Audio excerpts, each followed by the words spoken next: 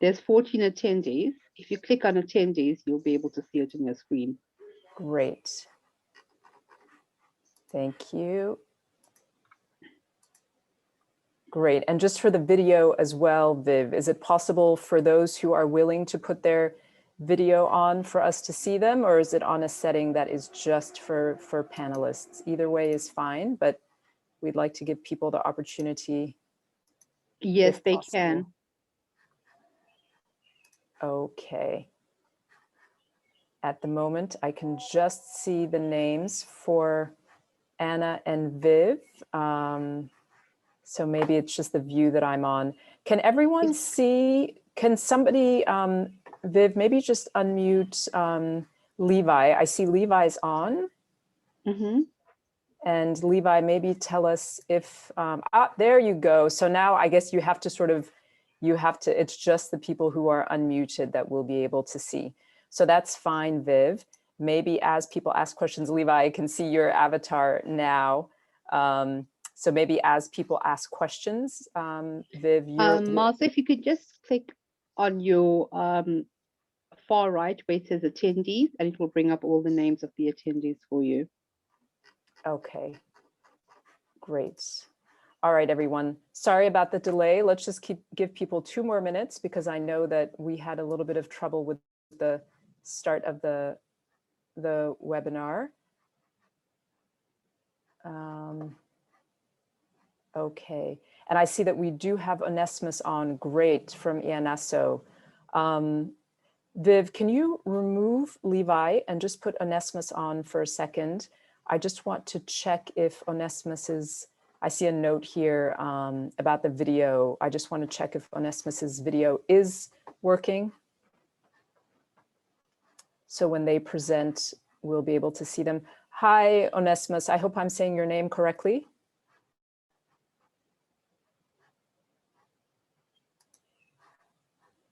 Hello, can you hear us? Onesimus, is your mic working?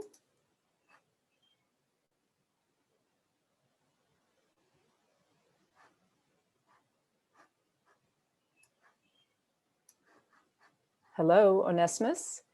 Viv, can you just unmute one other person so I can see if we're just having trouble with Onesimus or if we'll be able to hear, maybe Levi, if you could just say a word or two so we can make sure your mic is working. I can't hear Onesimus. Hi, Maaza, can you hear me? Tian, yes, I can hear you. I can hear you loud and clear. Hi, Maaza. Hi, Tian. Hi there. So only those who have been promoted to panelists will be able to speak, and the rest will be attendants who will be unable to speak or unmute. So if you need anyone to speak, they can just be promoted to panelists. Okay, I'm just worried. So was that Onesimus who just said hi now?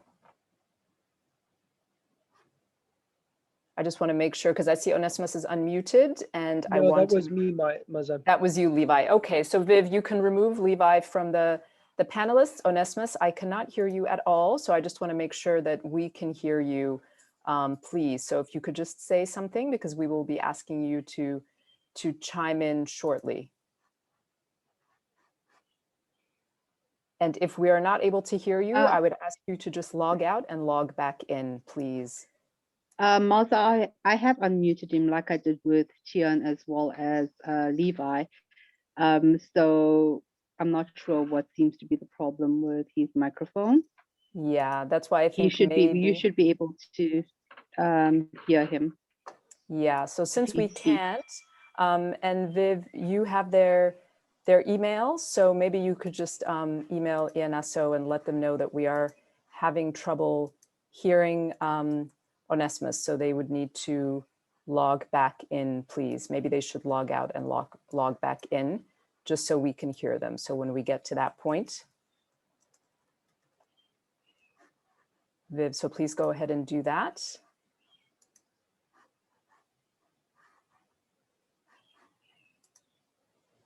All right, everyone.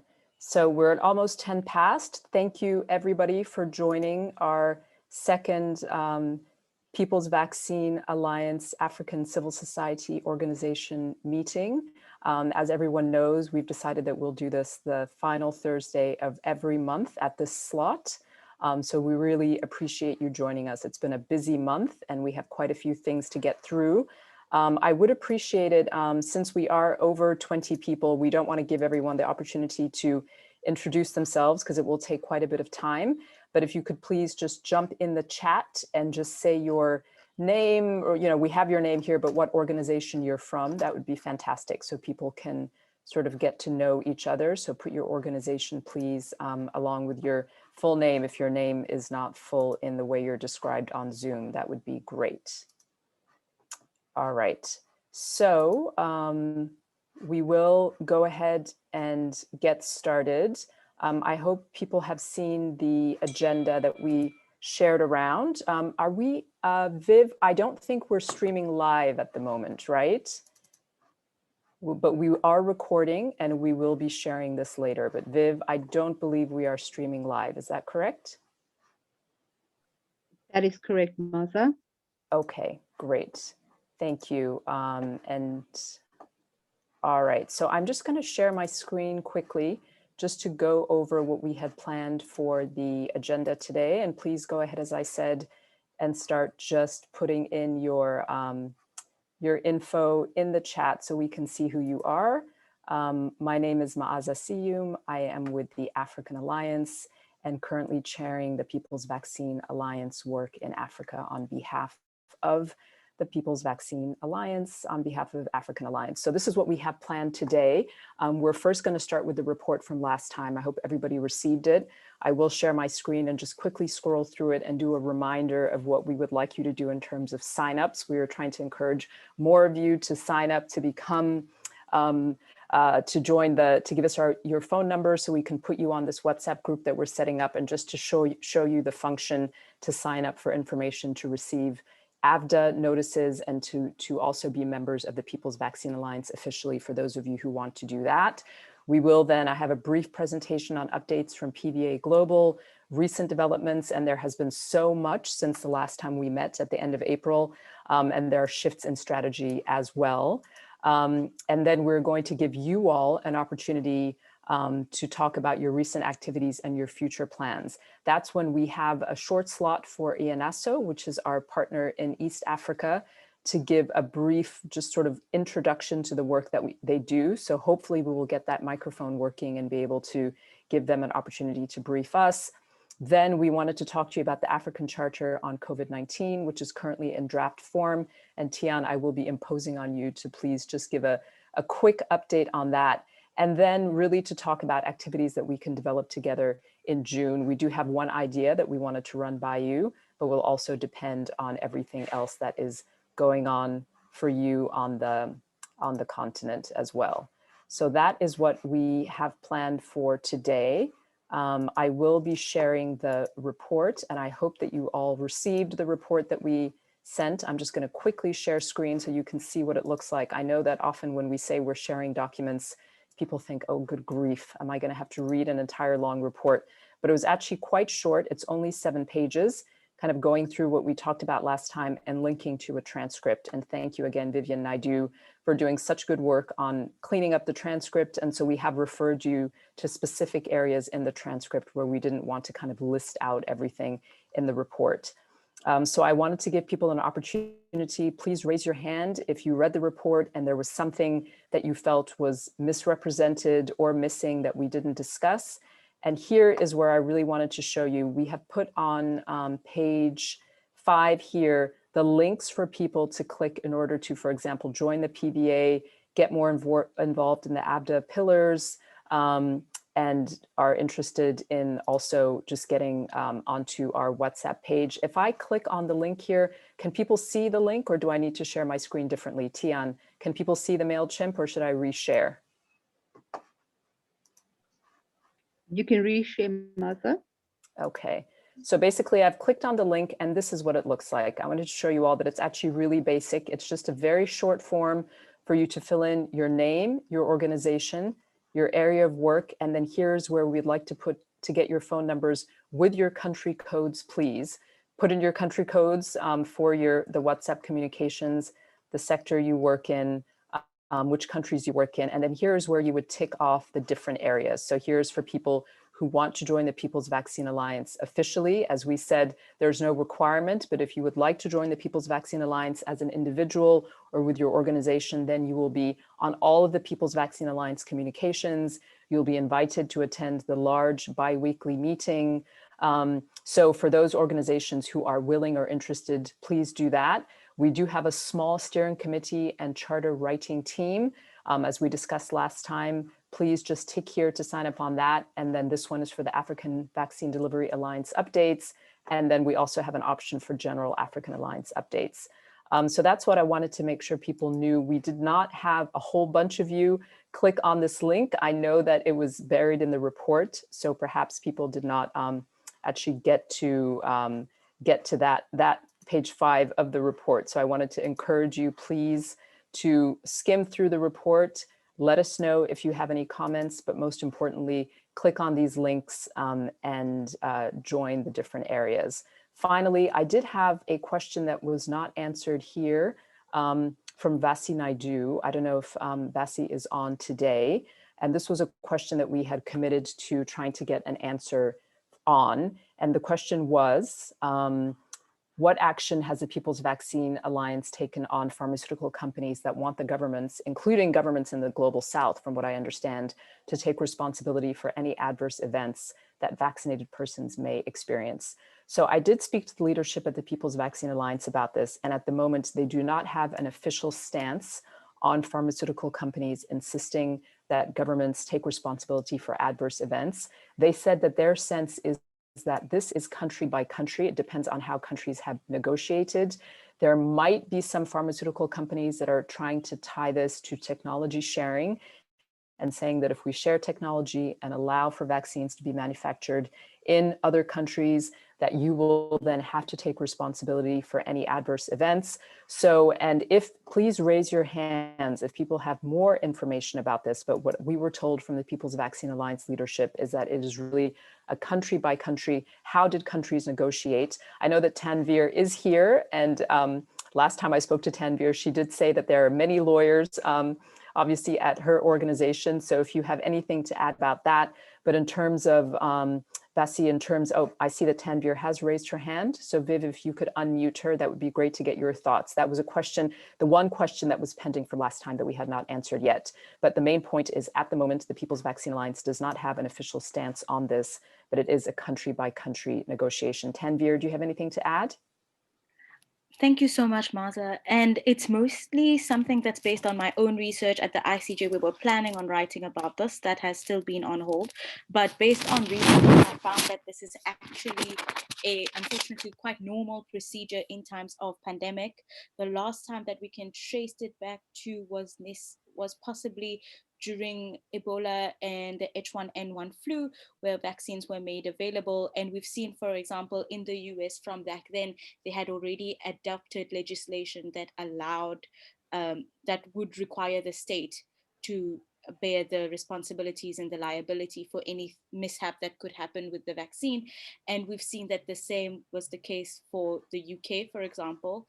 And very much like Maaza has said, it's been dependent on a country to country basis, but many of the global north countries have adopted legislation from before COVID, which said that in emergency circumstances with the rapid development of vaccines, usually you will not be able to hold vaccine manufacturers and suppliers, etc., liable for any injuries or even in cases of death, which seems to be the most problematic part, maybe the circumstances of death, as I mentioned. The way that a lot of countries have alleviated this is, as many of you know, having state-funded compensation schemes, which is the case in the US, seems to be the case in South Africa as well, and in the UK, but this also has a very high threshold. Of course, within the instances of my personal research, which is not a reflection of the ICJ's stance on the matter, we have seen that this is mostly based on negotiations that countries have entered in with the different pharmaceutical companies. And these high thresholds still don't account for obviously cases of malafides, which is when companies would have either gross misconduct or very gross negligence. So this is kind of just the background of the legal stance and where we stand in different countries on this. I hope that's helpful. Thank you very much. Althea, I've seen your comment here where Althea says, please see our Health Justice Initiative submission on this. We do not support the socializing of risk when IP is in place, as it gives full indemnity to pharma, which they insisted on. To us, full indemnification is bullying by pharma. Oh, it's Fatima. Hi, Fatima. Okay, great, Fatima. So Viv, would you mind, this sounds like it's an issue that people are interested in. Could you please just unmute Fatima? So Fatima, you can say a few words on this because it's a pending question. Viv, could you unmute Fatima, please?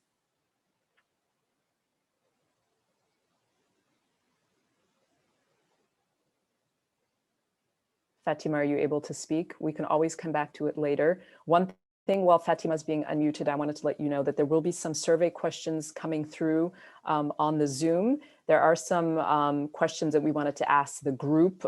For example, the People's Vaccine Alliance is in the process of updating their frequently asked questions, and they want to know if there are some burning questions from collaborators in Africa that they could include in their frequently asked questions. So Viv will be circulating a survey with questions like that. They're also curious about civil society representatives and how many of those have had access, how many of you had access to a COVID-19 vaccine, how many of you have family members or friends who have had access. So it's just about 5 or 6 questions on a survey that will pop up on the Zoom. Fatima, it seems like you are still not able to speak. Sorry, Maaza. What name is Fatima under? Oh, so she's under Althea Adonis. She's here incognito today. So please don't be surprised if questions pop up on the screen. They will be anonymous answers. There you go, Fatima. So if you could tell us a little bit more about that indemnity issue. Hi, can you hear me? Thanks, Maaza. Yep. Yes. Sorry, I have no idea why it's coming under Althea.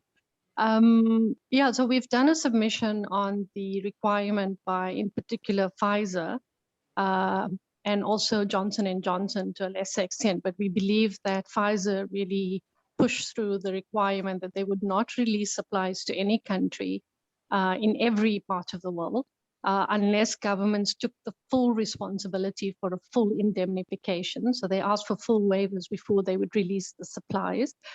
This explains why in South Africa there was a quick promulgation of a new vaccine injury compensation scheme within a few days, where the public was only given about 3 working days to comment. It's already been gazetted.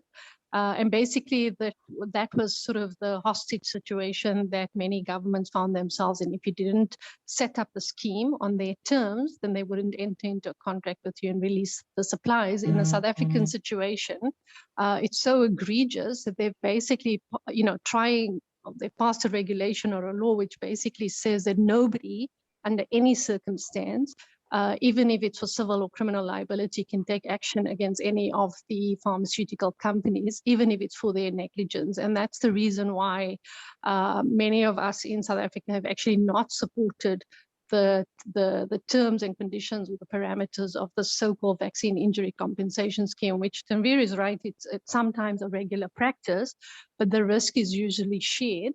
And in the situation of COVID, just my last point, we believe that what drug companies have done is that they've socialized the risk on the research and on the injury schemes or on the liability part, but in relation to access and supplies, they've totally privatized that part. And so they in control of who they sign contracts with, when they give you supplies, who they give licenses to. But when it comes to funding the research, they've defunded the risk. And when it comes to dealing with liability, they've defunded the risk. We have not been able to get any information from our government about the full terms and conditions. So in our opinion, they've basically subverted our constitution to pander to the interests of pharmaceutical companies. The full submission is on our website. Thanks. Okay. Fantastic, Fatima. And if you're able, if you could share the submission link in the chat, that would be great, because I know that this is an issue that people are interested in. So thank you for that. Okay, fantastic. All right, so let's move right along. I'm going to share my screen again and quickly go through a PowerPoint presentation. I'll try and make it as quick as possible, but really just the updates and changes in the last, since we met. So we met on April 30th, and a lot has happened in the last month. Please feel free to drop questions in the chat, but there will be an opportunity to have a discussion afterwards as well. We had our meeting in April. This is just to give you a sense of the things that the People's Vaccine Alliance has been working on generally at global level in the last month. So we met on April 30th. We were talking about the fact that the US was being pressured to support the waiver, the TRIPS waiver, that is about the IP rights to the COVID-19 vaccines and other COVID-19 treatments, et cetera. So the Biden administration surprised us all by announcing their support for the World Trade Organization's TRIPS waiver. And I'm gonna send you this presentation so you'll get to actually click on all the links as well. So this was good news. I mean, obviously it does not mean that the battle is won, but the US supporting is good news, because a lot of the pharmaceutical companies are based in the US, and the US does have the power to help sway the World Trade Organization and to sway other people, basically. There's some Twitter threads and other things that we have linked here that you can see. The European Parliament has voted in favor of the TRIPS waiver. What I'm told, though, is that that's really just a pressure mechanism, because each country also has to support the TRIPS waiver. So the Ethiopian Parliament voting in favor of it is just a way to pressure the countries like Germany, the UK, and Norway that are still not supporting the TRIPS waiver, but it actually, unfortunately, does not mean anything. It's just an encouraging sign. New Zealand and Spain have joined up on the right side of history, along with Indonesia, Russia, China, and Italy. So they've come out in support of the waiver, and some positive signs from Ireland and Belgium. Big pushback from pharma, obviously, and that has meant that France and Canada have sort of been flip-flopping. You know, the French president had come out initially saying that they would follow the US and then have gone back. So France and Canada have been quite disappointing. The US has been very disappointing. Now there is some word, the UK, I'm sorry, has been disappointing. The United Kingdom has been disappointing, but now there's some sense that they are considering joining the right side of history, but also that could just be because the G7 summit is happening in the UK and they don't want to seem like the bad guys. So at the moment, Germany is seriously blocking the TRIPS waiver, along with Norway, Brazil, South Korea, and Singapore. So those are the countries that we sort of have to keep in mind as we think of actions and targets. France and Canada, the UK, Germany, Norway, Brazil, South Korea, and Singapore. The thing about the TRIPS waiver, and the lawyers have much more information about this and can give us more details, but really, as Joab said yesterday in another webinar that we were on, the devil is in the details. You know, the TRIPS waiver needs to be well written in order to reflect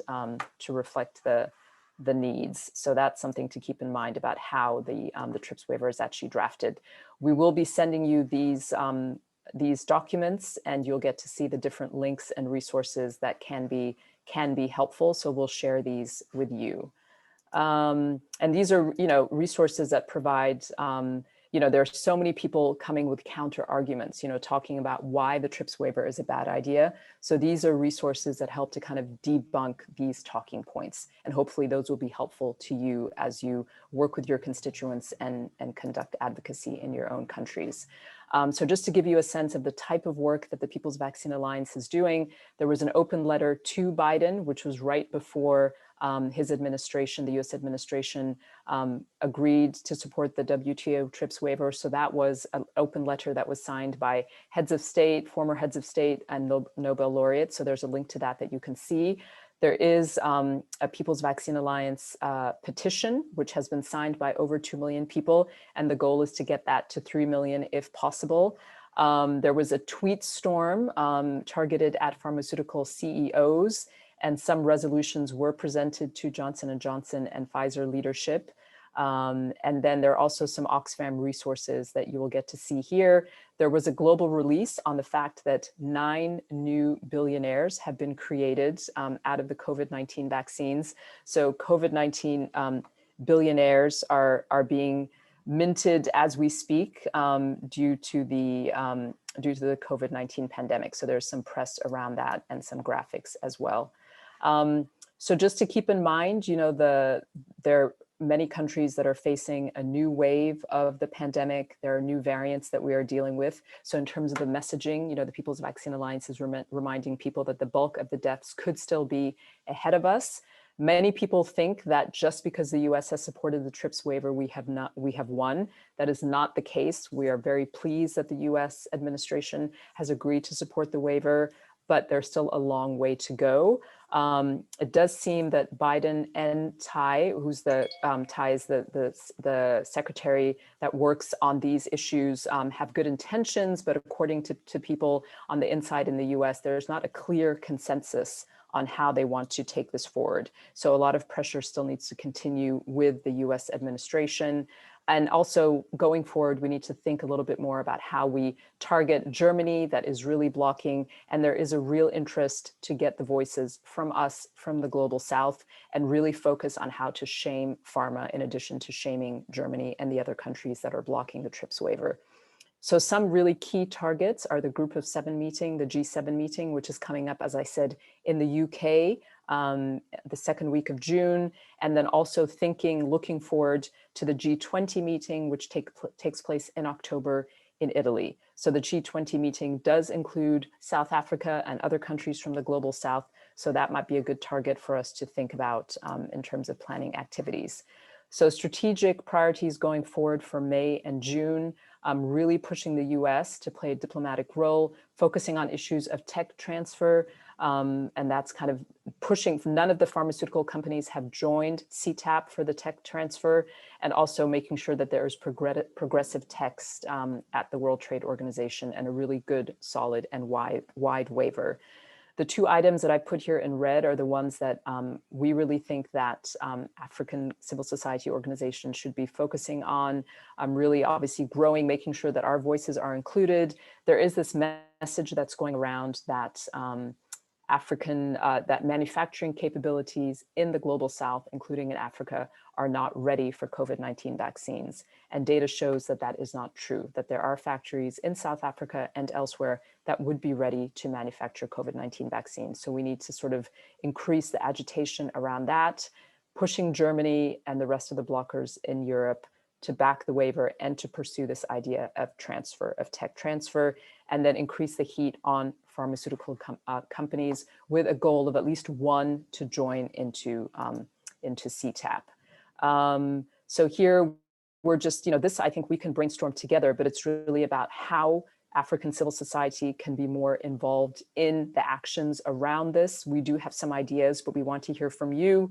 Something that the People's Vaccine Alliance has decided to do is develop a global week of action. So that's on the week starting June 7th as a lead up to the G7 meeting. There are some activities planned in the different countries where the People's Vaccine Alliance has a presence. And we really want to brainstorm with you on how we can make sure African voices are included in that week of action. And as I said, we have some ideas that we will run by you, but we really want to hear your thoughts as well.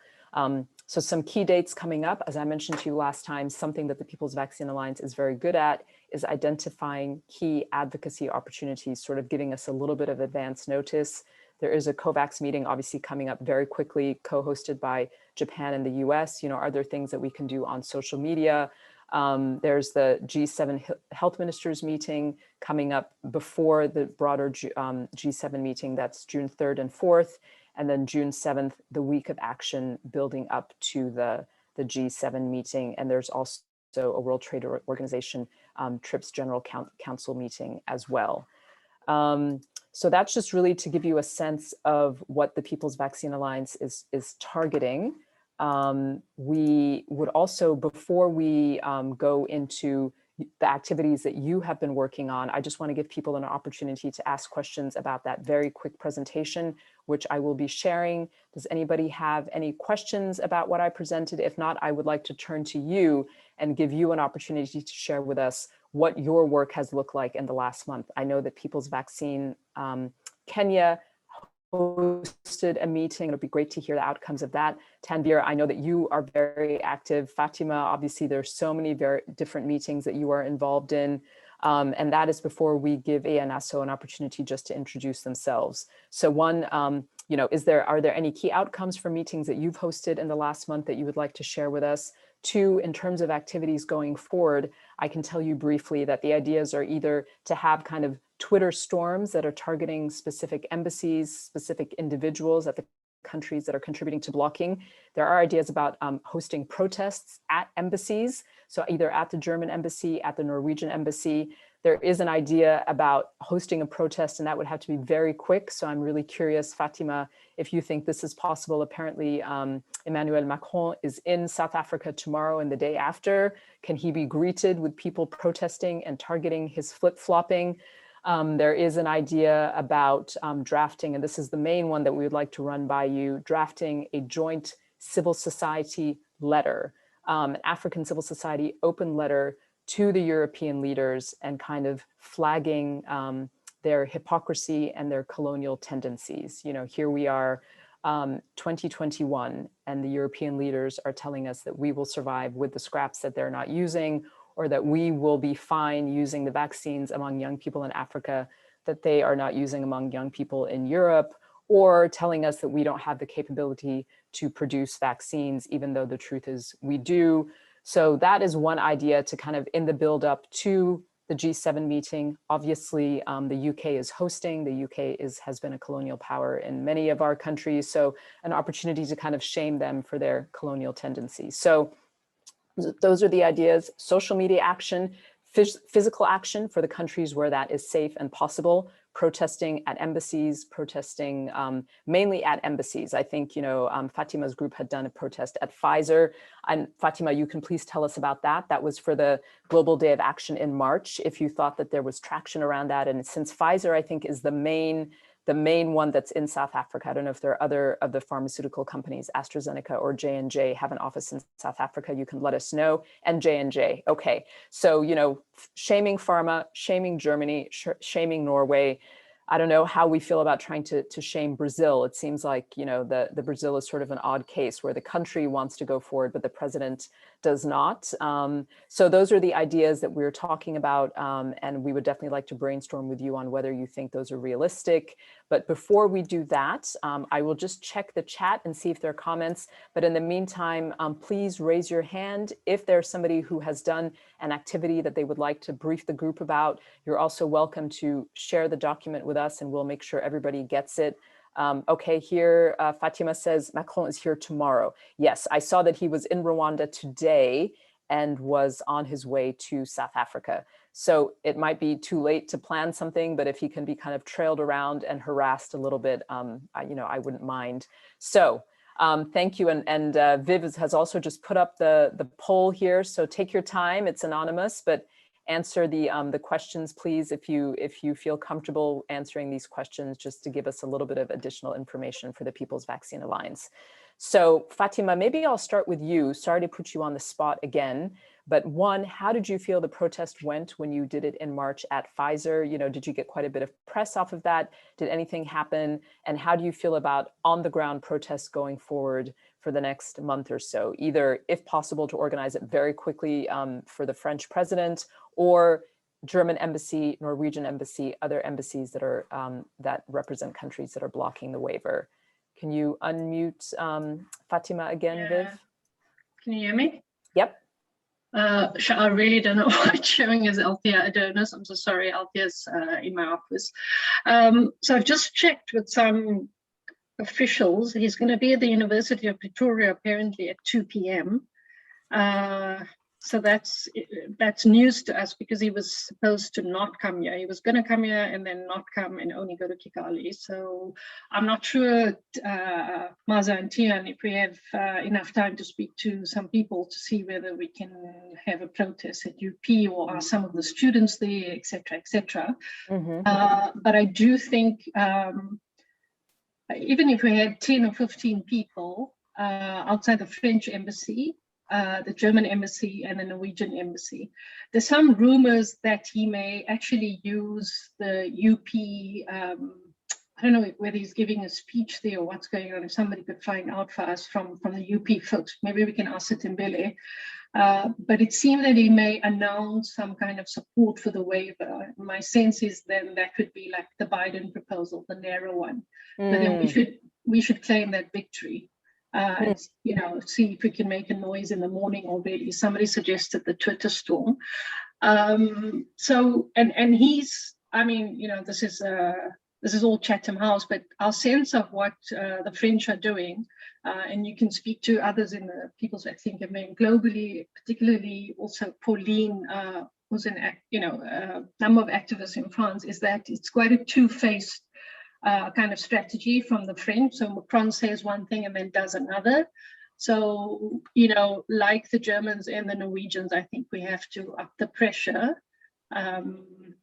Yeah, that's sort of what I have from my side. That's all the information I have, Maaza. Okay. Oh, and how did the protest go? Yeah, so that was really organized by MSF, by Candice and them, and TSE folks really helped, and PVC folks helped. There are letters that we sent. I can share that with you after this on an email. The open letters that were sent to all the embassies, as well as so that can be copied for tomorrow if you want, with some adjustments. And then there were open letters that the PVC arranged the protests outside Pfizer, Johnson & Johnson. Obviously Moderna doesn't have an office here. Johnson & Johnson eventually agreed to physically receive the memo through a grilled security bar gate kind of thing, with a lot of security there. Aspen actually came outside with their team and took it like decent people. And Pfizer basically refused, called their security, and basically did not take physical handover of the memo, but all of the memos were actually emailed to them as well and to their CEOs. Only Johnson & Johnson responded with the usual kind of IP defense thing. None of the other companies have responded to the PVCSA's letter. Okay, thank you. And before we go into the, the idea of an open letter from civil society to our European friends, does anybody else have any activities that they have held over the last month? I see that Tanvir has raised a hand. Anybody else have any activities that they have conducted over the last month that have some interesting outputs that they would like to share with the group? Tanvir, I think you can go ahead. Thank you so much, Maaza. I think it's mostly, I would like to just kind of comment on the activities that we've had, but mostly the activities that we're intending on moving forward with. And the African Alliance and Health Justice Initiative, Oxfam, Amnesty were very much part of the activities we've held before, which is mostly we had workshops with lawyers and public health officers as well from different SADC countries, one from each country except for Tanzania, which we all know for reasons that I will not state again. But essentially what we have agreed on moving forward, we have used this information to compile a report to put pressure on SADC to do more. As we all know, SADC has been very silent, not only on vaccine supplying, but in terms of vaccine manufacturing and just regional integration generally with vaccines. And based on these workshops, we've come up with advocacy strategies, and we're looking at 4 right now.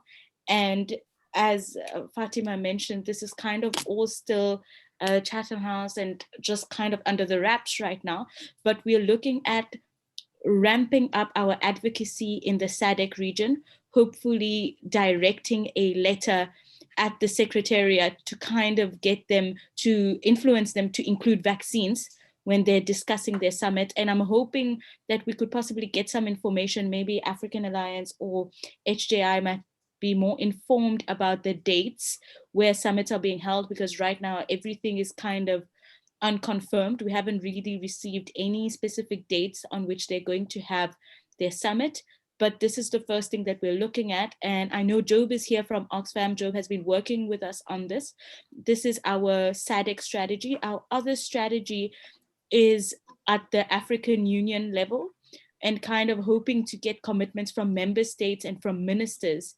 And hopefully we are looking at maybe making a submission to the African Commission as well as the AU, and engaging and lobbying the World Health Organization Africa office in terms of the Africa COVAX facility to ensure the distribution of vaccines to countries is urgently scaled up, and trying to still meet their alleged target of vaccinating 20% of the population by the end of 2021, which I know most of us are still kind of hopeless about. And another advocacy move that we have right now is we are intending on organizing a litigation brainstorming workshop. And I'm hoping that maybe as time goes by in this meeting, or maybe afterwards, I could get more information from some of you. But essentially the plan is to invite local human rights lawyers and NGOs from SADC countries.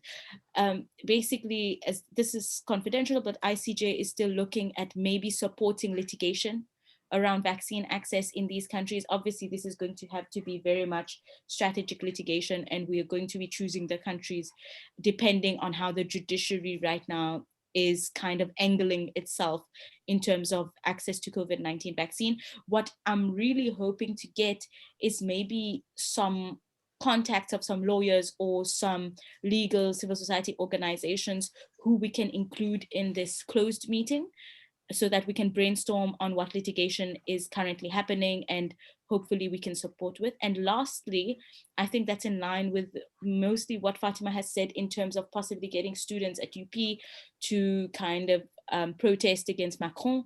And that's just that we were hoping to have more student advocacy to kind of speak to student representative councils, youth advocacy movements and organizations, and just generally student activists, because we want to build relationships with them, but also get them more involved, so that eventually in August we can support advocacy at SADC and Africa level with a strong student youth voice. So if anyone has any contacts in terms of maybe lawyers, as I mentioned, for the litigation workshop, or even student activists in the different SADC countries, I would really appreciate it. But that's more or less the activities that we have. I welcome any, I will drop my email in the chat if anyone's interested in maybe giving more information or joining hands with us. But otherwise, a lot of organizations that I think are on here, we will still be in contact with you regarding a lot of this, because I can assure you that a lot of yours help will be very helpful. Thank you. Okay, great. Thank you so much for all that, Tanvir. And I will, I'm going to get your number individually, Tanvir, and just add you to the, at the moment, we have a very small WhatsApp group, which is just Action AID, African Alliance, Oxfam, and People's Vaccine Kenya. I would encourage all of you, if you can, and if you have any trouble, let me know, to go into the link that I showed you and put your phone number in there. So we can already start adding you, and I'll add you, Tanvir, to the WhatsApp group immediately. And that way maybe, and Fatima, obviously I have your number. I hope I have your approval to add you to the PVA Africa WhatsApp group. I know you probably have 17 different WhatsApp groups you're on, and we can at least start brainstorming about quick things like this that are coming up, like Macron's visit, or if there are any other protests or things going on. I just wanted to clarify a few things, and the lawyers, maybe you can help me, but I heard both of you refer to Chatham House, and I guess that's Chatham House rules, which means that people can say that they heard this at the African People's Vaccine Alliance Africa meeting, but please don't say that they heard it from Fatima or from Tanvir. Is that correct when you say this is under Chatham House rules? Have I got that correctly? Fatima and Tanvir, when you say this is, yep. So thank you. Tian is typing in the chat. So just clarifying, when you hear people refer to Chatham, that's what that means. And Fatima and Tanvir, we will circle back with you because Viv is very detailed with her minutes, with her transcript. So we want to make sure that we list that appropriately. And I know that we are throwing around the acronyms. And if you go back to the report and the link, you'll see the definition of COVAX. And people have been talking about the fact that, so COVAX is this initiative led by global organizations, Gavi, and CEPI. Gavi is the Global Alliance for Vaccines and Immunizations. CEPI is the Coalition for Epidemic Preparedness and Innovations. And the WHO, it's the mechanism for pooling demand for COVID-19 vaccines and to try and ensure access for poorer countries.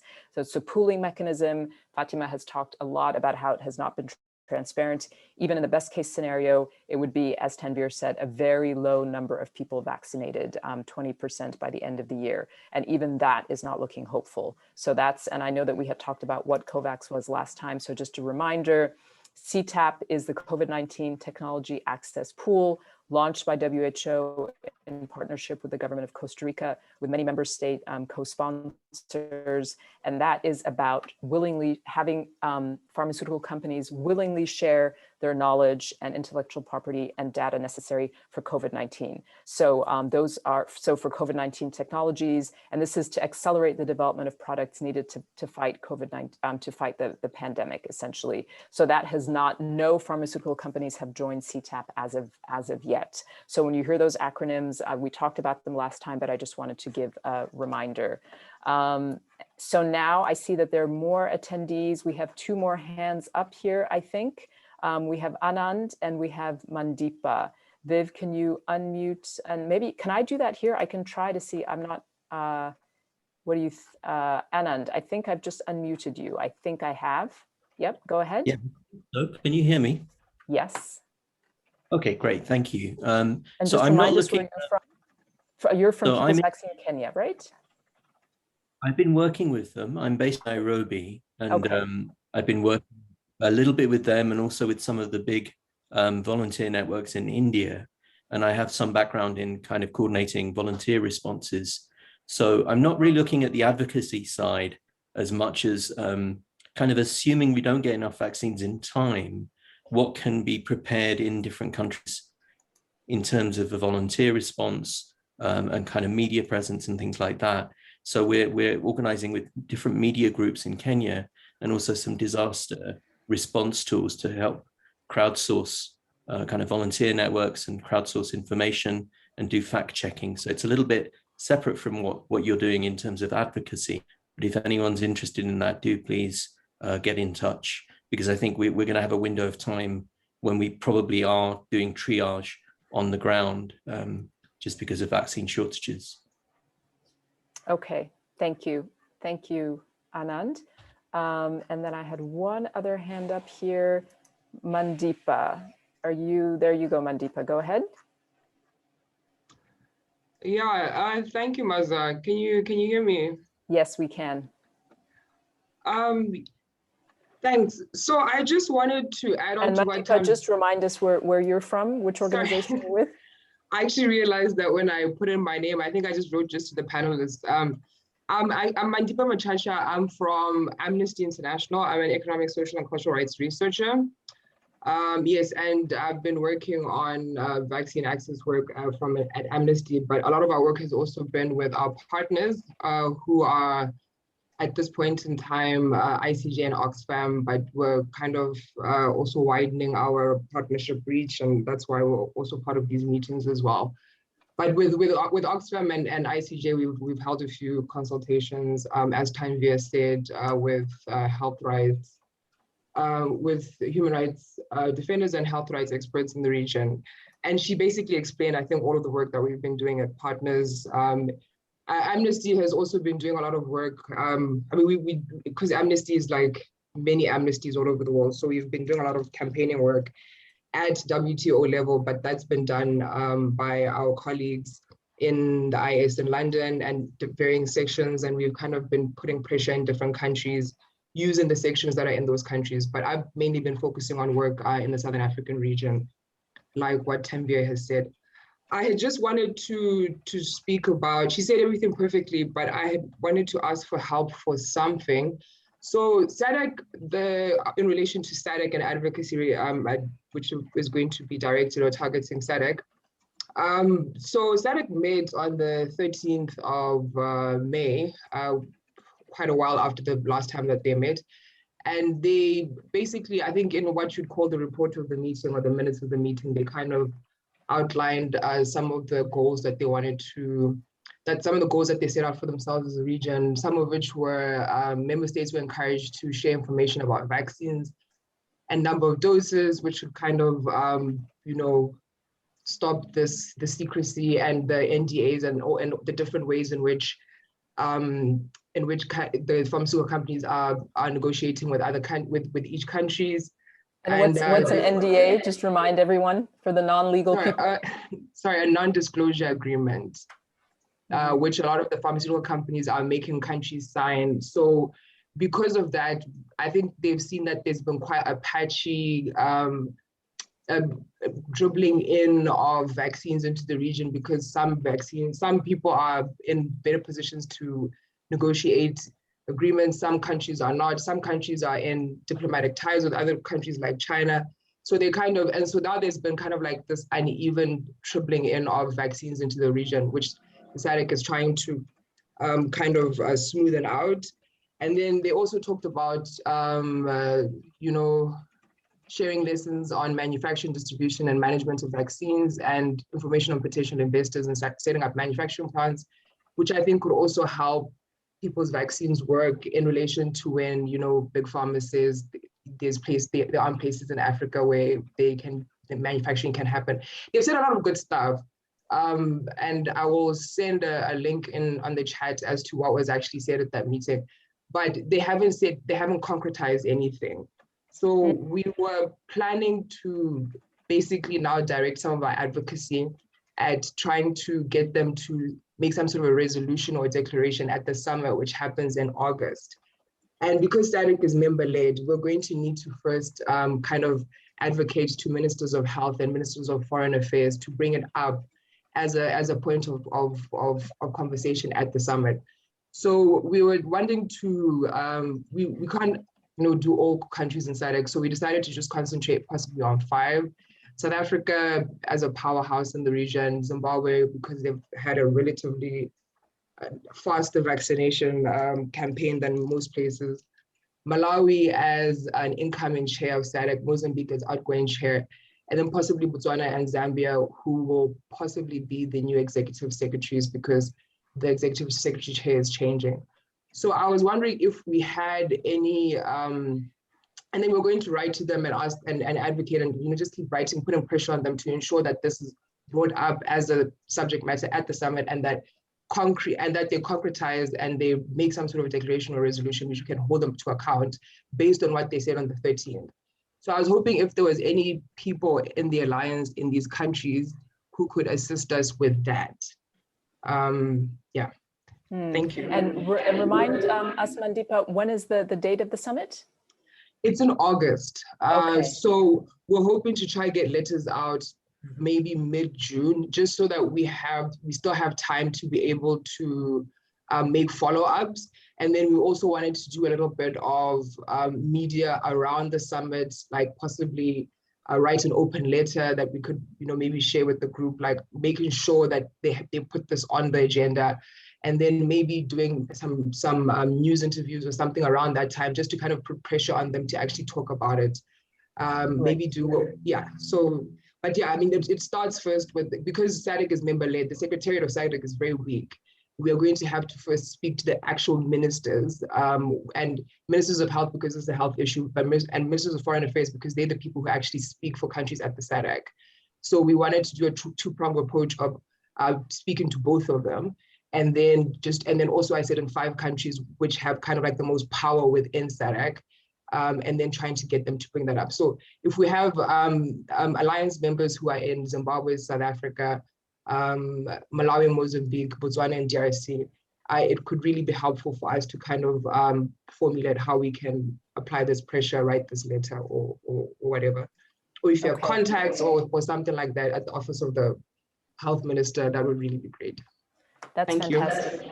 And Mandeepa, if it would be helpful, we can try and, I'll contact you after this call, and maybe we can ask, send out an email to the entire group. And as I said, the more people we have, numbers we have for the WhatsApp group, the better. And that way we can do maybe a little subgroup focused on SADC. And I just wanted to highlight that, the work of the People's Vaccine Alliance is global, but they always look for these kind of regional and national inputs, because, the SADC meeting was not, for example, on the PVA Global's radar. So this is fantastic, to have it be highlighted. And I can definitely, I can see that there would be interest in at least helping promote anything that comes out of this meeting, whether on social media or, in regular media. So I will contact you immediately after this, Mandeepa, and we'll see if maybe, we can have a quick call about this next week. And I would encourage anybody in the 5 countries that Mandeepa mentioned to please put your email in the chat now. Let her know if you have the bandwidth and the time to kind of participate in this discussion. Put your email in the chat if you are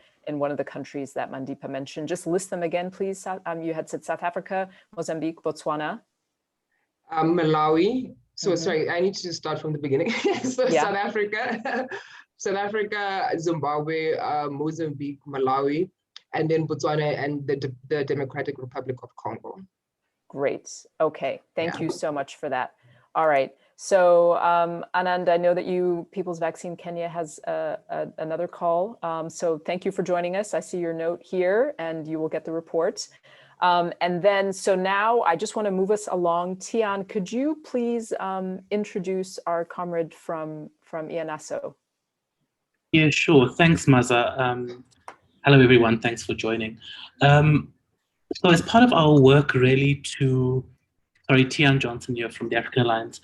As part of our work to really cement the continental work and the advocacy of the People's Vaccine globally and give it a meaningful African perspective, and to ensure that African voices and African civil society realities are fed into not only our national and regional work, but into the global narrative. We've reached out to a range of really key partners that we feel have a critical mass of representation across civil society. Of course, by reaching out to these key partners, it by no means excludes any other networks nationally, domestically, or regionally to sign up and join. We're a firm believer of making the circle bigger. And so we're really excited to have Mlewa Kalama Onesmus, who is the acting executive director of IANASO. A lot of you on this call might recognize the historical work that IANASO has done and really played such a key and critical role in the region to ensure that communities across the spectrum are really informed and aware of what the Global Fund is, what its processes are, and creating these spaces and platforms for meaningful community engagement within Global Fund as it relates to grant making and processes to ensure that the resources really have the impact that we want them to have. So I'd just like now to hand over to our colleague from IANASO, Onesmus, who will give us an overview really of the work that they're doing, particularly sharing with us in the context of COVID. How has this structure called the Global Fund really pivoted with its partners like IANASO to meet this moment and the needs of communities? So thank you again to IANASO for your solidarity and for joining us and for sharing some of your work with us on this call. So over to you. Thank you very much. I hope I'm audible now. Am I audible now? Can people hear me? Yes, I can hear you. Thank you very much. So just probably before I go to say what IANASO does, I think this conversation has been very good. And I just want to say that for Mandika, who said that we really would want to get the connections in Malawi, Mozambique, Zimbabwe. IANASO is doing quite a lot of work across all Anglophone Africa. And we'll be more than happy to actually do the connections and linkages of partners in those countries for this action, because we really have quite a lot of connection in those countries as well. And on the campaign, I just wanted to say something that we have seen really work very well. Apart from just the shame, mention and shame, sometimes it works very well when we also adopt an approach where we actually say thank you. We have seen this work very well within the Global Fund replenishment, we've seen this work very well, even in the current times of COVID, where when the US actually announced a 3.5 billion kitty to the Global Fund, actually we organized a campaign where we said, thank you, US, for actually supporting the Global Fund. And it didn't take long, Germany also came in, and we said, thank you, Germany, and then it was Netherlands. So this is an approach we have also seen work. So as we even say that we want to say, put pressure on Germany and the other countries that are still not giving the green light for the travel for the travel concern, we can actually start by saying, thank you, America, thank you, Joe Biden, for actually taking the leadership in acknowledging this, and that could actually spur up other countries as well to want to be thanked. So briefly, just to say who ENASO is, and my name's Onesmus Mlewa Kalama, the Interim Executive Director, and ENASO actually hosts the Global Fund Community Rights and Gender Strategic Initiative, Anglophone communication platform that works actually across 25 African countries. That is all the Anglophone Africa countries, including the 2 Portuguese-speaking countries, that's Mozambique and Angola. And we actually strategically provide up-to-date information on Global Fund initiatives, as well as current health interventions or information that is happening across the world. And just diving quickly to the COVID-19 mechanism, we all know what the Global Fund currently is really doing, because what's happening is when COVID came in, the 3 pandemics that has actually disturbed this world for a long time, that is HIV, TB, and malaria, started suffering. We did conduct quite a number of surveys on how COVID really impacted on service delivery for both HIV, TB, and malaria, and it was quite huge. So the Global Fund has actually been concerned that all the gains we have actually realized on HIV, TB, and malaria run the risk of being eroded because of COVID-19. Hence, it quickly started putting on mechanisms to ensure that there is integration of COVID-19 initiatives in ongoing Global Fund interventions, so that HIV, TB, and malaria do not suffer. And in that regard, actually the Global Fund has come up with a facility which they call the COVID-19 response mechanism, where actually 15% base allocation for all Global Fund grantee countries have actually been provided, so that countries can actually plan and mitigate the impact of COVID-19 on the 3 global pandemics that have actually been ravaging. So in this process, ENASO has actually, as the platform, has actually been engaging civil society and communities to actually be part of this process, such that interventions that are actually being planned for by governments, which includes creating a framework to ensure that vaccines actually reach the people that they need to reach, we have actually taken it into the space that it is not just only delivering the vaccine into point X, but it's actually preparing the communities to accept this vaccine when it reaches there. So there are really still a lot of vaccine preparedness issues that communities really need to be engaged in, even as we push for more production of vaccines, even as we push for more accountability mechanisms at the top in the vaccine production and distribution. We also need to prepare the communities in a way that when vaccine gets down on the ground, the uptake actually equally meets the supply. We really still having instances where I would just like to ask everyone to mute, please. If you're not talking, I can hear something in the background, so please mute yourself. Sorry, Onesmus, go ahead.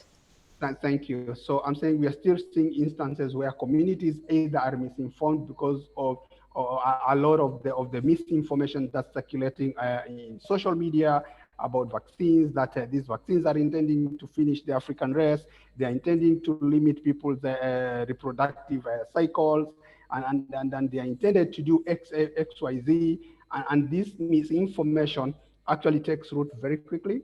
So we have actually taken into the space to ensure that we prepare communities, ensure that community preparedness for vaccine is actually top notch, that when actually the full swing of vaccine actually come into our space, then the uptake is going actually also to measure that. So we've actually really been doing quite a lot of webinars on vaccine preparedness in Anglophone Africa, just to prepare communities on the uptake of vaccines. And in the current ongoing COVID-19 response mechanism fund request by country coordinating mechanisms, we're actually supporting communities to ensure that they are actually at the writing table.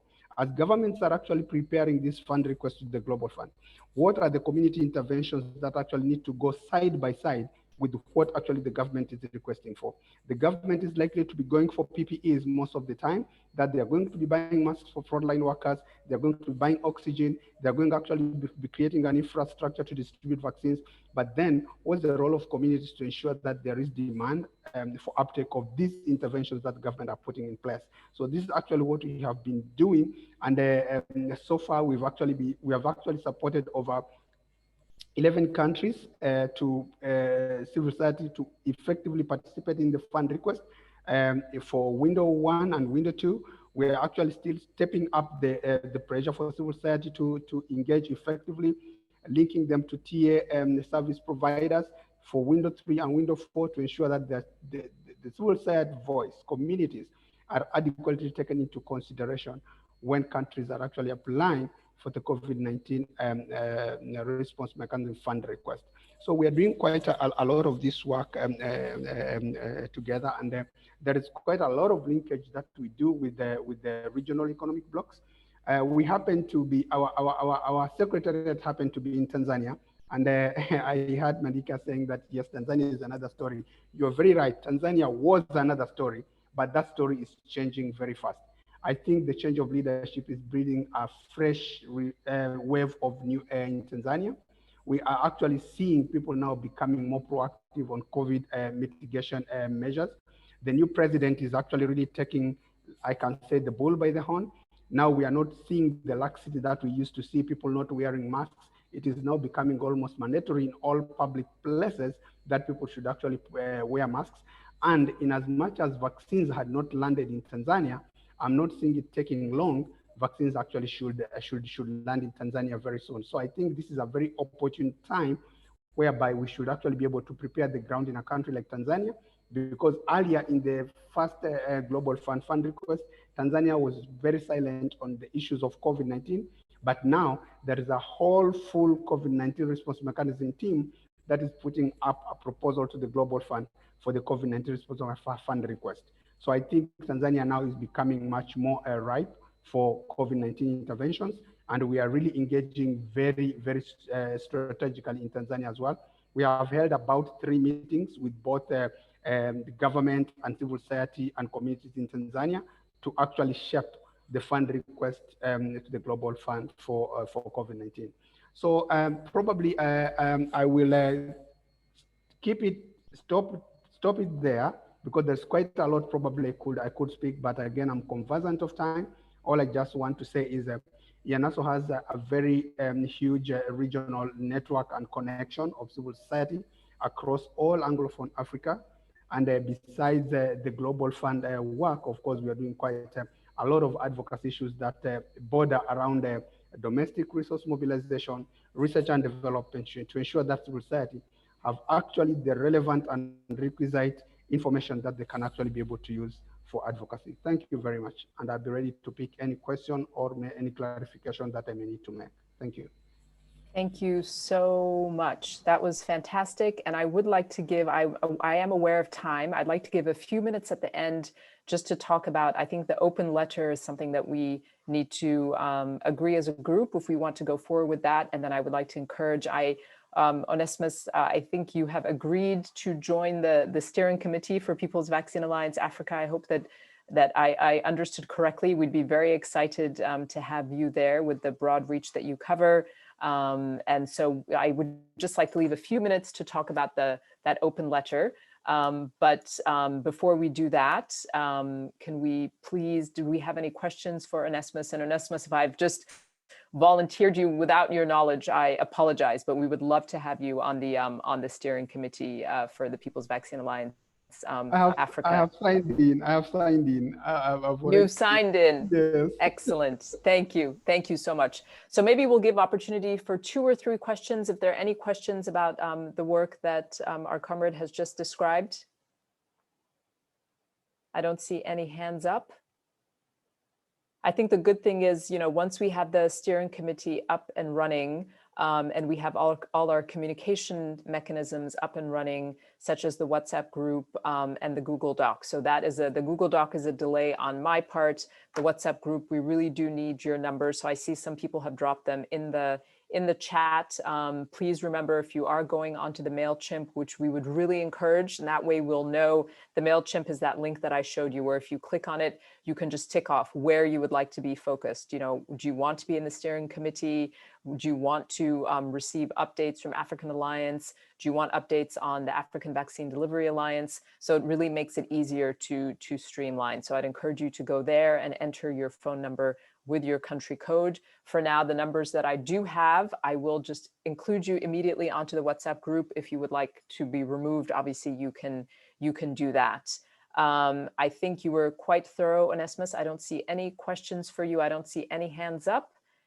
And if that's the case, maybe we can just go ahead and hear any comments, concerns, questions about the letter that we had discussed, having a letter from civil society across Africa targeted at the European governments and pointing out their colonial tendencies that they're still clutching onto in 2021 and how those relate to COVID-19, issues of rollout and manufacturing, et cetera. And that's something that if we agree that we would like to go forward, we will ask the people who are in the drafting committee and the steering committee to do the first check of that. And then we would send it around for the other organizations to provide edits and sign on to. Any comments, questions, concerns about that civil society letter? Oh, I see one hand here. I do see a hand, excuse me. Let me just, talking permitted, here you go. Mamufuta Kale, please tell us where you're from, and is your question for Ianaso, or is it about the open letter to the Europeans? Thank you so much. Hello. Hello, we can hear you. Thank you. I'm Mamufuta Kale from Lesotho. I'm working for SAF-8. So I'm hearing you talking about the steering committee over and over, and I think I have interest. So I want to know whether there's a criteria, because I feel like our countries, some of our countries are left behind on this campaign and other things. So I think it would also be important for us to be part of the campaign. We would be thrilled to have you both as a member of the People's Vaccine Alliance, if SAF-AIDS is interested, and also to be part of the steering committee. So I will be sending out the link again for people to sign up. So that's that link that I showed where you just click on and specify, do you want to be a member of the People's Vaccine Alliance officially? That way we'll get the paperwork to you. Obviously, everybody that's in this group is welcome to join these monthly meetings. We have them on the final Thursday of every month. That's for civil society organizations, people and their allies working in Africa on issues of vaccine equity and access. For those organizations that would like to join the People's Vaccine Alliance officially, that is an option. And then there is a small steering committee that we would like to set up for the work in Africa. So that would be a People's Vaccine Alliance steering committee to work on drafting the African Charter on COVID-19, to do the drafting also of this open letter. I'm seeing a few notes here of people agreeing that it's a good idea. Thank you, Sally. And that obviously, if we did it, we'd need to do soon. So we're talking about that first week of June for the week of action. Unless there are any major objections, we'll probably go ahead with starting to draft that. Let me ask it this way. Does anybody have any concerns about this letter to the Europeans?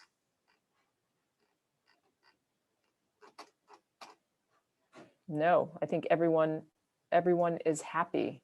Okay, good. So any other final points? I know that Viv has the results of the poll. We still have about 12 minutes remaining. Any other points that people would like to bring up about anything that we've discussed today?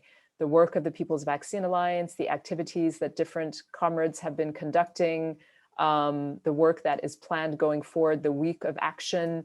I know that people are always very curious about AVDA. So actually, Tian Johnson, while we have you on, maybe you could give a quick update on the African Vaccine Delivery Alliance. Sure, thanks, Maaza. I'm just putting a link in the chat where you can get more information, but a brief overview is that in January, a body called AVAT, the African Vaccine Acquisition Task Team, which you'll recall had secured the 270 million vaccine doses initially, with another 400 million doses for African countries, with at least 50 million being available between April and June 2021. So that was a body called AVAC that is really responsible for the procurement of the vaccines. Of course, once the vaccines have been procured, there's a need to get them delivered. And not only delivered, but to ensure that they move from the fridge into arms as soon as possible. So a body called the African Vaccine Delivery Alliance, or AVDA, was established by the head of the African CDC, John Kekasong.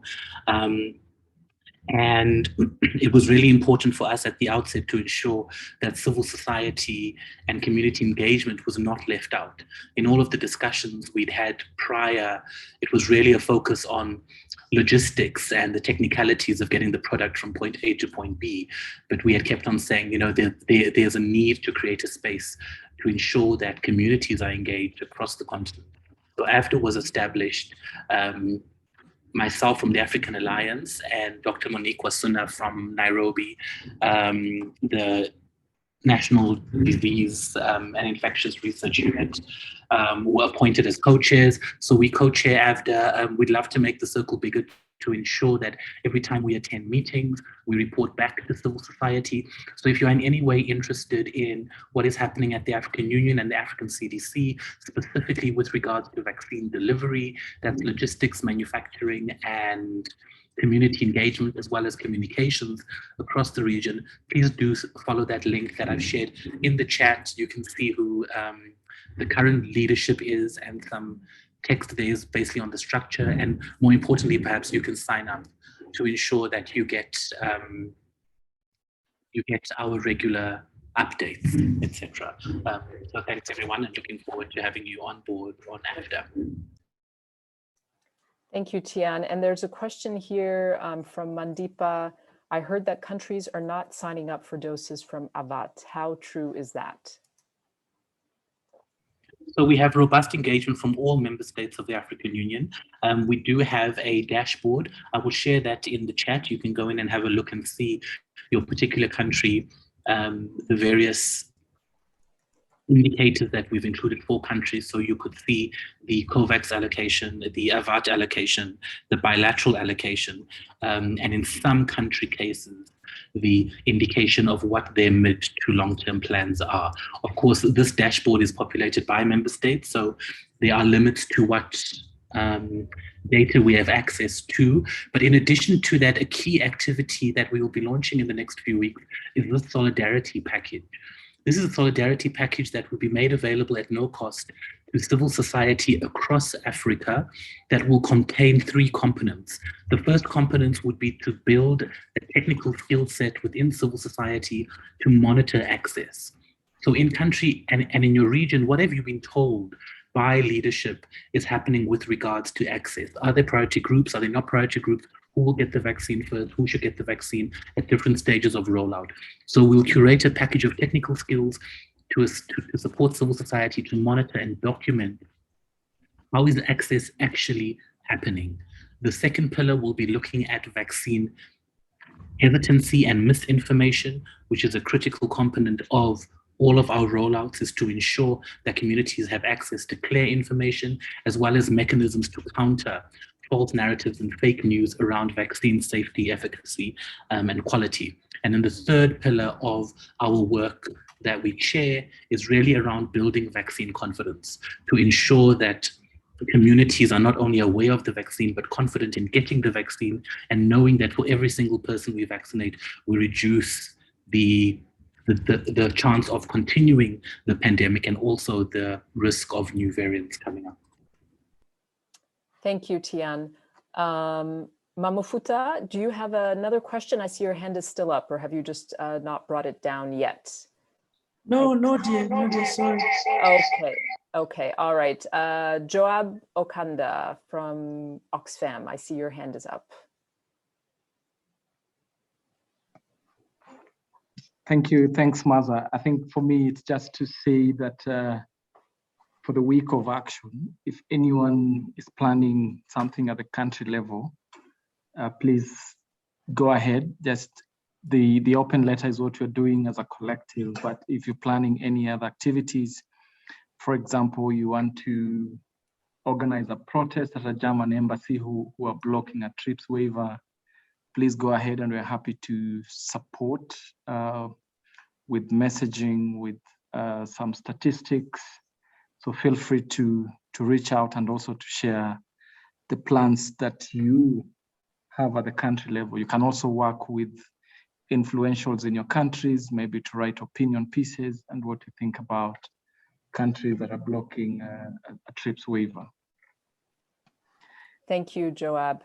And when I send the PowerPoint presentation from today around, you'll see the different kind of pieces that have been written, at least in Europe and in North America, you know, and the different actions that have been done. But Joab is absolutely right. If, you know, as we talked about, the targets are really those countries that need to be shamed, you know, Germany, Norway, the UK, France, Canada. And if there is an appetite to hold a protest in your country, please, you know, go ahead, reach out. If there is something that you want to do and you think you need support for, the People's Vaccine Alliance has a very small sum of money available for these types of activities. I know that some of the international NGOs like Oxfam and others do have some funding available as well. So, you know, for example, for the Day of Action in March, some country collaborators in other countries had created, they wanted to have big, not flyers, but sort of banners. They wanted to have banners that they could hold in front of the different pharmaceutical companies, and the People's Vaccine Alliance was able to provide funding for those kind of things like banners or posters or things like that. We will also, I hope, be able to provide you with some social media messaging for that week of action. So tweet storms, you know, with people who you can target in the tweets. Joab, for example, had said, why don't we tweet at the French president? You know, so the People's Vaccine Alliance has been very good about that in the past, sort of picking occasions and developing a set of tweets that, as long as a lot of people are tweeting with the hashtag, can gather some attention. If you do activities, please try and get somebody to take photos, you know, so that we can share them and amplify them on various social media feeds, and the People's Vaccine Alliance can also post them on their website. They're doing a website revamp at the moment. So if there's anything that you think of that you're wondering, can the People's Vaccine Alliance support this? Is there messaging? Please feel free to reach out. Joab is on the steering committee, and you can always reach out to me, and I can point your query in the right direction. We're almost done. We only have 3 minutes. So Viv, go ahead and share the poll results, just in case people are curious about the poll. As I said, I will be adding any numbers that I have into the WhatsApp group. If you would like to not be included, please just remove yourselves. But I would implore you to please go onto the link that's in the report or that I have just shared here in the chat to sign up for the various groups that you want to be a part of. Do you want to receive updates on AVDA? Would you like your organization to be a member of the People's Vaccine Alliance? Would you like to be in the steering committee? Would you like to be on the WhatsApp group? That would really help us to keep track of the contacts. I will set up the Google Doc, and that way people can dump documents there. But I think that WhatsApp is really the easiest thing going forward. So here we have the results from our poll. We have only 8% of the participants have in their countries have sorry, I'm not reading this correctly. 89% of our respondents, but it's hard to do respondents with such a small number. So we do have the majority of countries have started vaccine rollouts. Most people have not received a COVID-19 vaccine. A lot of people know at least somebody who's received a vaccine. Most people will receive a vaccine when it's available. And here, in terms of where people get their information, that is really just to help the People's Vaccine Alliance, because they are kind of Twitter focused. So they're curious to find out if there are other social media outlets that are more of interest. And we will be in touch with you for future questions. I wanted to talk about the African Charter, and I realized that it completely slipped my mind. Tian, can you say 2 words about the African Charter on COVID-19 before we wrap up? Yes, Maaza, I might go for 3. Oh, they have already gone for a few more. So as part of this coalescing an African statement and position on COVID-19, we have begun with a writing team and a smaller group comprised of some members of the steering committee to put together a draft African Charter on COVID-19. It will not only be focused on vaccines, it will also be focusing on a broad range of socioeconomic issues, including manufacturing access, what does international and global solidarity look like, what does it mean in the context of decolonization of the health sector, et cetera, et cetera. So we're wrapping up the draft this first week. We look forward to sharing it with everyone who has signed up and ticked that box of interest, and hopefully bringing it to a final draft in the next few weeks. So do stay tuned on that, and that will be an Africa-wide charter on COVID-19. Thanks, Maaza. The sign-up link is the same, so there's one sign-up link for everything. You just indicate at the bottom what your specific area of focus is, but everyone will have access to the final draft. But if you did want to get on board with the writing team, do indicate that on your sign-up form. Thanks, Maaza. Thank you, Tian. And as we said, being an official member of the People's Vaccine Alliance is not required, but if your organization does become an official member, you will be included on all the communications from PVA Global and will be invited to the bi-weekly meetings. So if that's something that would be of interest to your organization, you are very welcome. That is also included in the link. But I think we are done for today. We're right on time. We really appreciate you. Please already flag the last Thursday in June for the next meeting. We've agreed that we will be meeting on a monthly basis. So the final Thursday in June, just look for that on your calendar and flag it. I'm looking at the date here as I speak to you. If I'm not mistaken, that would be June 24th. So it's going to be at the same time, which is 3:30 p.m. Nairobi. Please just save the date on your calendar and you'll receive a calendar invite and a link a couple of weeks before. But we really appreciate you. Thank you so much, in solidarity and hopes for a COVID-19 vaccine available for all. Have a good rest of your week. Thank you so much, everybody. Thanks, Maaza.